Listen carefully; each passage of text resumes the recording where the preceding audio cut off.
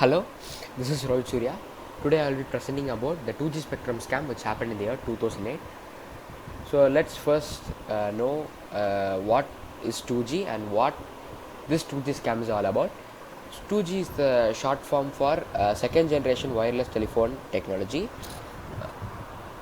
2G is much faster and it is more efficient than its previous generation. That is, it provides a faster internet and a clear audio quality for voice calls for its customers.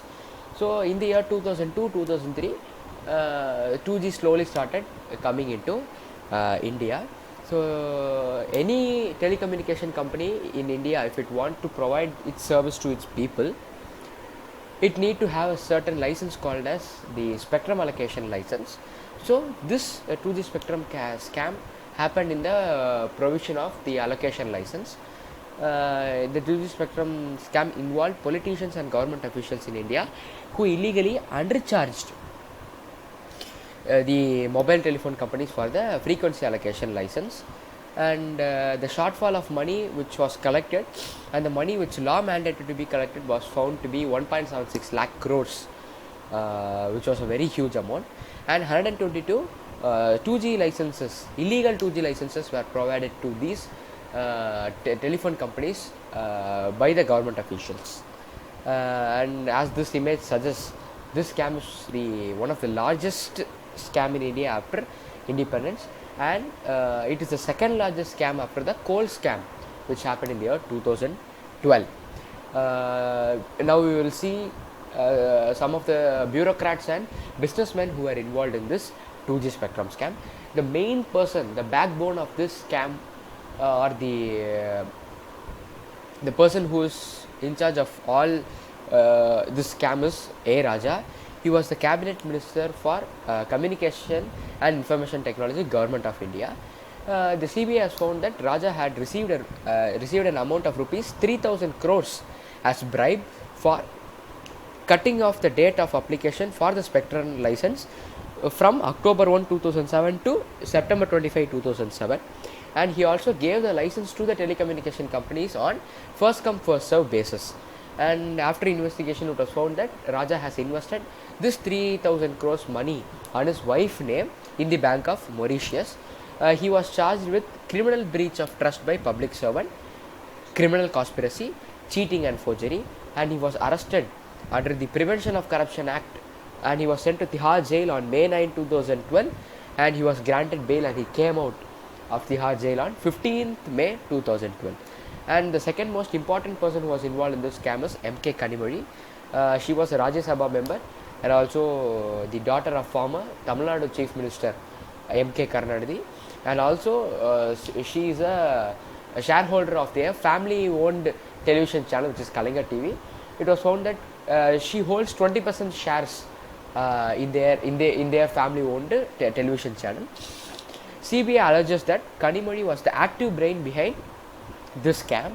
She was the intermediate between the telecommunication company and A. Raja, and it was found that she received a bribe of rupees 200 crores which she used for the development of the Kalinga TV, and she was accused of criminal conspiracy to cause criminal breach of trust by a public servant, criminal conspiracy, cheating and forgery, and she was booked under the Prevention of Corruption Act, and she was arrested on May 20, 2011, and she was granted bail on November 28, 2012 after spending 188 days in the judiciary in Tihar jail.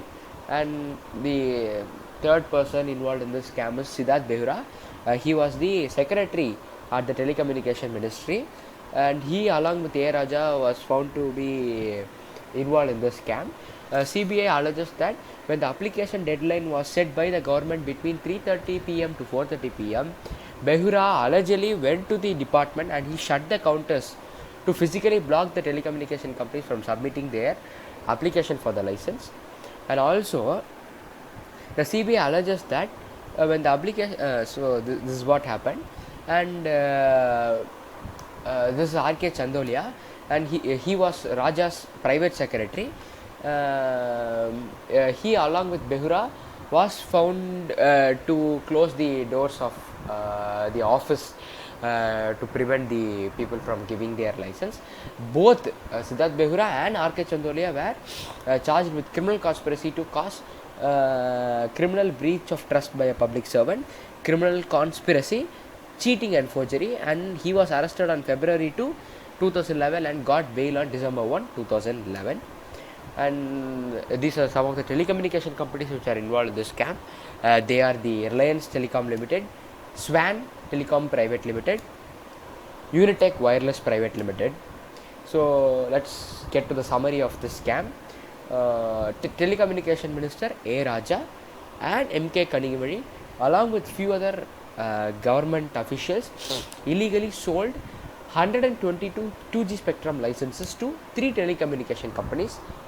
A huge amount of rupees 1.76 lakh crores was received as bribe, and in the year 2012, Supreme Court cancelled all these 122 licenses which are provided illegally, and A. Raja, M.K. Kanimazhi and a few others who were involved in this scam were arrested and they were sent to Tihar jail.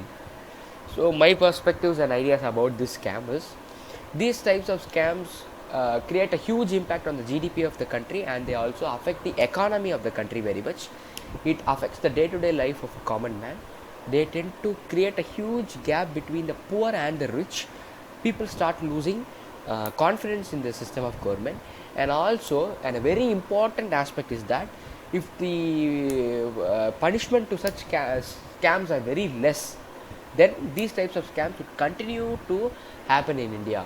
Only if the punishments are made strict, these types of scams can be prevented. For example, in this 2G spectrum scam, A. Raja went to Tihar jail on May 9, 2012, and he came back on 15 May 2012, which is a very short duration. So what happens is that if the punishment is less, people who tend to involve in this scam involves without any hesitation, thinking that the punishment is only less or it's negligible. So only if the punishments are made strong, such scams can be prevented in India. As a conclusion, on February 10, 2012, the final verdict for this scam came out. The court imposed a fine of rupees 5 crores to each of the telecommunication company which were involved in this scam, and the court squashed all the 122 licenses which were issued in 2008 by the Minister A. Raja. So this graph is a comparison of how large is this 2G scam compared to other scam which happened in the same decade. These are the newspaper clippings which came out after the final verdict. This gives a clear understanding about this scam.